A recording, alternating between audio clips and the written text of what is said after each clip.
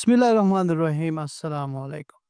European country পাগলামির একবারে শেষ পর্যায়ে এসে গেছে। 26 ইউরোপিয়ান কান্ট্রি একজোট হয়ে রাশিয়ার বিরুদ্ধে যুদ্ধ শুরু করতে যাচ্ছে। সবচেয়ে বেশি লাফালাফি করতেছে কে জানেন? ফ্রান্সের প্রেসিডেন্ট ম্যাক্রন। সে রিসেন্টলি জেলেনস্কির সাথে দেখা করে এবং ইউরোপিয়ান কান্ট্রির শখ জেগেছে যে তারা রাশিয়ার সাথে যুদ্ধ করবে। তাদের প্ল্যান হচ্ছে ২৬ টা ইউরোপিয়ান কান্ট্রি তাদের মিলিটারি ইউক্রেনে পাঠাবে, সিজফায়ার হবে এবং এই মিলিটারি কি করবে? ইউক্রেনকে সিকিউরিটি দেবে। মাশাআল্লাহ! যে যুদ্ধ শুরু হয়েছিল যাতে ইউক্রেন নেটোতে যোগ না দেয়, আর ইউরোপিয়ান লিডার্সরা তারা কি করতে চাচ্ছে? অপারেশন লঞ্চ করতে যাচ্ছে রাশিয়ার বিরুদ্ধে। ইমাজিন করেন যে কারণে এই পর্যন্ত ইউক্রেনের হাজার, হাজার মানুষ মারা গেছে, সম্পদ ধ্বংস হয়েছে, টাকা নষ্ট হইছে, অস্ত্র ধ্বংস হইছে। শেষ পর্যায়ে এসে এটা কি করতে যাচ্ছে? কি মনে হচ্ছে যে রাশিয়া এগুলো কি চেয়ে, চেয়ে দেখবে যে নেটো এসে তার উপর হামলা করবে? না, পুতিন কিন্তু নিউক্লিয়ার মিসাইল ফায়ার করে দেবে। এদিকে ইউক্রেন প্রেসিডেন্ট বলতেছে যে আমরা ইউক্রেনকে লং রেঞ্জ মিসাইল দিতে যাচ্ছি যাতে ইউক্রেন রাশিয়ার ইনসাইডে আক্রমণ করতে পারে। Moral of the story, Europe directly কিন্তু এই মিলিটারি অপারেশন লঞ্চ করতে যাচ্ছে কার বিরুদ্ধে? রাশিয়ার বিরুদ্ধে। কি কার মাধ্যমে? ইউক্রেনের মাধ্যমে। যখন কোনো দেশ বেশি ধনী হয়ে যায়, সুখ শান্তি চলে আসে না? তোমাদের বিভিন্ন শখ জাগে, উদ্ভট শখ জাগে, এই করে ফেলবো, স্যাটিসফ্যাকশন মিলতেছে না। তো ইউরোপ আসলে শান্তিতে আছে তো, ওদের আসলে ভালো লাগতেছে। সো এখন তাদের শখ আছে যে আমরা যুদ্ধ করব। আমরা যুদ্ধ করে স্যাটিসফ্যাকশন আর্ন করব। সো এই যুদ্ধটা শুরু করতে যাচ্ছে। যদি তারা অপারেশন লঞ্চ করে তাহলে কিন্তু ইউরোপ আস্থা থাকবে? না। যদি তারা এর অপারেশন লঞ্চ করে ইউরোপ আস্ত থাকবে না, কোয়েকশন মার্ক। আর এই জন্যই ম্যাক্রন তার দেশের হসপিটালগুলাকে অর্ডার দিয়ে রাখছে যে তোমরা রেডি থাকো, ৫০,০০০ বেড রেডি রাখো এক্সট্রা, যাতে যদি মিলিটারি ক্যাজুয়ালিটি হয় তাহলে তো তাদের সেবা দেওয়ার জন্য। ইউরোপের ধ্বংসলীলা একদম তাদের দ্বার প্রান্তে চলে আসছে এবং তাদের দৌড় নক করতেছে। এই অপারেশন স্টার্ট হওয়ার পরেই কিন্তু রাশিয়া নিউক্লিয়ার বম্ব লঞ্চ করবে, এটা কনফার্ম।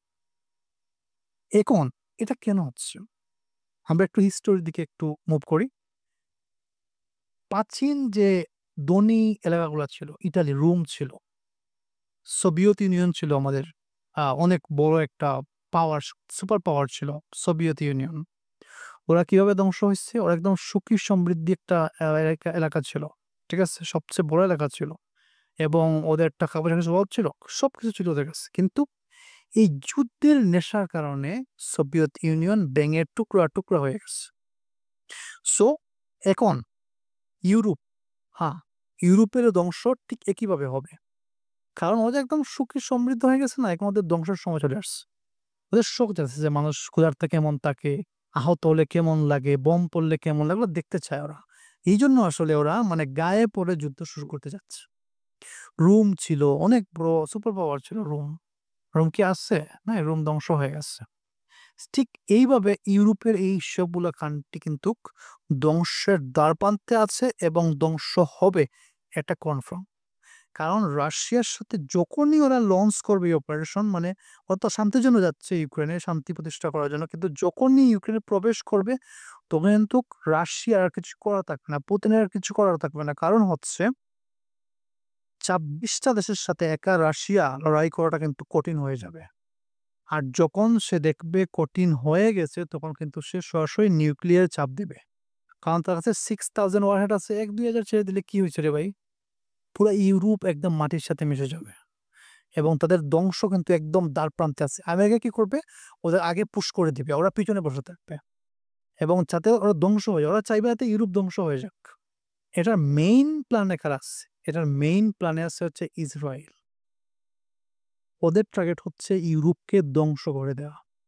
কারণ যদি ইউরোপ ধ্বংস না হয়, আমেরিকা ধ্বংস না হয়, তাহলে কিন্তু ওরা ক্ষমতায় আসতে পারবে না, সুপার পাওয়ার হতে পারবে না। যদি ওরা সুপার পাওয়ার হতে হয় তাহলে ইউরোপকে ড্যামেজ করে দিতে হবে, অর্থনৈতিকভাবে একদম দুর্বল করে দিতে হবে। এবং আমেরিকাকে দুর্বল করে দিতে হবে, ধ্বংস করে দিতে হবে। তো এই খেলার পার্ট হিসাবে আসলে এই ইউরোপ আসলে কিন্তু এই যুদ্ধে অংশগ্রহণ করতেছে। এবং খুব তাড়াতাড়ি আমরা আসলে থার্ড ওয়ার্ল্ড ওয়ার তো শুরু হয়ে গেছে। ২০০৪-৩ থেকে শুরু হইছে। কিন্তু এটার যে মেইন যে ফোর্স যেটা আসলে শুরু করবে সেটা হচ্ছে এই যুদ্ধ। যেখানে রাশিয়া এবং ইউরোপের যুদ্ধটা হবে মেইন ফেস। যেখান থেকে একদম স্টার্টিং হয়ে যাবে থার্ড ওয়ার্ল্ড ওয়ার যাকে বলে একদম ধ্বংসলীলা। মালহামাতুল কুবরা একদম ধ্বংসলীলা। সেই ধ্বংসলীলা শুরু হবে খুব শীঘ্রই আমরা দেখতে পাবো। আজ এ পর্যন্তই। আসসালামু আলাইকুম।